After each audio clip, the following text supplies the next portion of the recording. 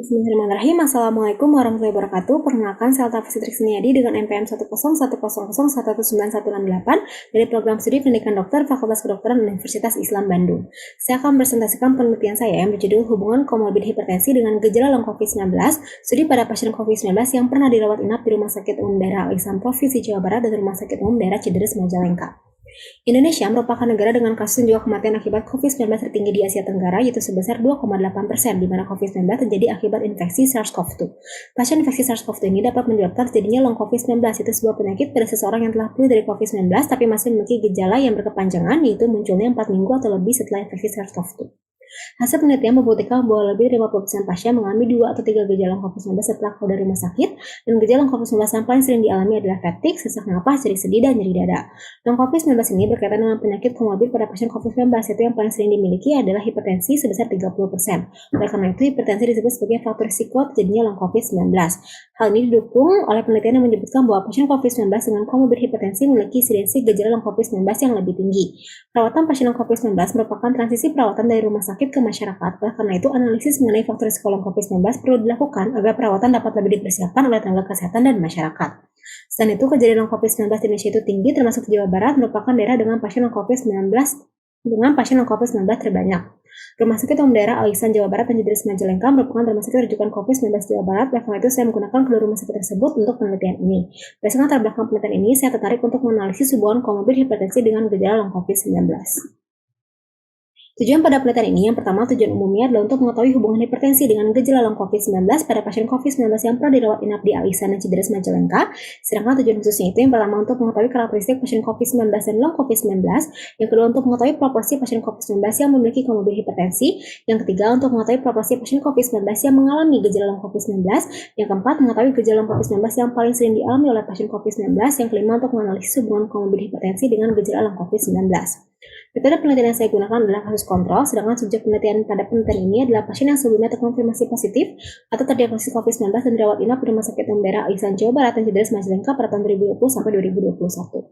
Jumlah sampel pada penelitian ini ditentukan dengan rumus Lovin, yaitu didapatkan minimal sampel sebanyak 55 subjek, dan pengambilan sampel dilakukan dengan menggunakan teknik propulsive sampling. Lalu untuk prosedur serta alur penelitian juga analisa data yang saya lakukan, itu saya mengambil data primer berupa gejala COVID-19 melalui pengisian kuesioner dan juga wawancara, di mana kuesioner tersebut berisi pertanyaan mengenai identitas responden, riwayat kesehatan sebelum dinyatakan positif COVID-19, dan juga gejala long COVID-19.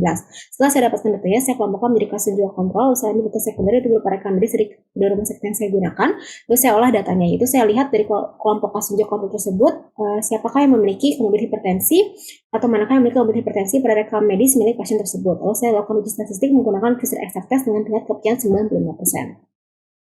Penelitian ini telah mendapatkan persetujuan etik dari Komite Etik Penelitian Kesehatan UNISBA dan telah memenuhi kriteria etik penelitian berdasarkan deklarasi Helsinki. Untuk hasil penelitian itu berdasarkan distribusi frekuensi karakteristik usia dan jenis kelamin pasien COVID-19 dan long COVID-19, yaitu pasien COVID-19 ini paling banyak pada usia 56-65 tahun, itu sebanyak 37 orang, sedangkan berdasarkan jenis kelamin jumlahnya sebanding. Hal ini sesuai dengan penelitian dilakukan oleh Setiadi pada tahun 2022 bahwa angka positif COVID-19 lebih tinggi pada kelompok usia di atas 60 tahun, dan sesuai juga dengan penelitian dilakukan oleh Nia Ayuni pada tahun 2021 bahwa laki-laki dan perempuan memiliki probabilitas yang sama untuk mengalami COVID-19.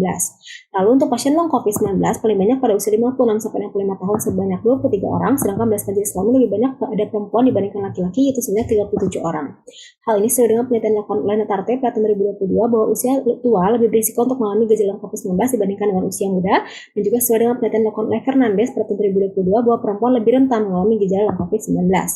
Untuk distribusi frekuensi komorbid hipertensi pada pasien COVID-19, yaitu pada subjek penelitian ini lebih banyak yang tidak memiliki komorbid hipertensi, yaitu sebesar 65 orang atau 54,2%. Hasil ini sesuai dengan penelitian dilakukan oleh Yelena pada tahun 2020 bahwa hipertensi bukanlah faktor risiko signifikan yang terkait dengan infeksi COVID-19 awal. Untuk distribusi frekuensi gejala long COVID-19 pada pasien COVID-19, yaitu subjek penelitian ini lebih banyak yang memiliki long COVID-19 atau mengalami long COVID-19, itu sebesar 65 orang atau 54,2%. Hal ini sesuai dengan penelitian dilakukan oleh Salim pada tahun 2021 bahwa sebagian besar pasien COVID-19 mengalami gejala long COVID-19. Gejala long COVID-19 yang paling sering dialami oleh pasien COVID-19 adalah fatigue, yaitu sebesar 94%, lalu ada batuk sebesar 71%, dan juga ada sesak napas sebesar 63%, di mana di sini beberapa pasien dapat mengalami lebih dari satu gejala long COVID-19. Hasil ini sesuai dengan penelitian dilakukan oleh Cesar Fernandes pada tahun 2022 bahwa gejala long COVID-19 paling umum adalah fatigue dan juga dyspnea. Lalu hasil dari analisis bivariat menggunakan Fisher exact test Research Exactas dengan tingkat kepercayaan 95% mengenai hubungan komorbid hipertensi dengan gejala COVID-19 ditemukan bahwa nilai P-nya itu adalah di bawah 0,05. Artinya terdapat hubungan bermakna antara komorbid hipertensi dengan gejala COVID-19. Sedangkan berdasarkan perhitungan odds ratio, itu hasilnya terdapat atau ditemukan bahwa pasien long COVID-19 dengan komorbid hipertensi lebih sering ditemukan 33,3 kali lipat dibandingkan pasien long COVID-19 tanpa komorbid hipertensi. Hasil ini sesuai dengan penelitian dilakukan oleh Abu Tayyib pada tahun 2021 bahwa lebih banyak pasien dengan komorbid hipertensi yang mengalami long COVID-19 dan komorbid hipertensi pada pasien COVID-19 meningkatkan risiko dan durasi gejala long COVID-19.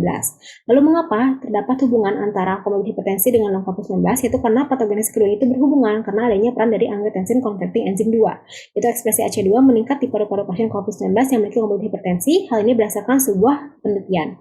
Hal tersebut akan meningkatkan viral load, di mana ketika virus itu masuk ke dalam tubuh maka akan difagosit oleh makrofag. Hal ini akan menyebabkan dysregulasi sistem imun, yaitu akan menstimulus sitokin proinflamasi yang berlebih sehingga timbullah badai sitokin. Dari sitokin ini akan menyebabkan inflamasi yang berkepanjangan sehingga akan merusak sel dan juga jaringan pada target organ sehingga menyebabkan terjadinya gejala long COVID-19. Penelitian ini memiliki beberapa keterbatasan, yaitu yang pertama jumlah sampel penelitian terbatas karena masalah pada nomor telepon, yaitu nomor telepon yang dihubungi ternyata bukan milik subjek tapi dimiliki oleh pengantar ataupun pihak keluarga yang mengantar pasien ketika ke rumah sakit. Yang kedua, kemungkinan adanya bias recall pada pasien yang dapat mempengaruhi hasil penelitian. Kesimpulan pada penelitian ini yaitu yang pertama, pasien COVID-19 paling banyak pada kelompok usia 56-65 tahun dan jumlahnya sebanding antara laki-laki dan perempuan, sedangkan pasien long COVID-19 paling banyak pada kelompok usia 56-65 tahun tapi lebih banyak yang jenis kelamin perempuan dibandingkan laki-laki. Yang kedua, pasien COVID-19 yang memiliki komorbid hipertensi adalah sebanyak 55 orang atau 45,8%. Yang ketiga, pasien COVID-19 yang mengalami gejala COVID-19 adalah sebanyak 65 orang atau 54,2%. Yang keempat, gejala COVID-19 yang paling sering dialami adalah fatigue, batuk, dan sesak napas. Yang terakhir, terdapat hubungan bermakna antara komorbid hipertensi dan gejala COVID-19 pada pasien COVID-19. Alhamdulillahirabbil alamin, sekian presentasi yang dapat saya sampaikan. Wassalamualaikum warahmatullahi wabarakatuh.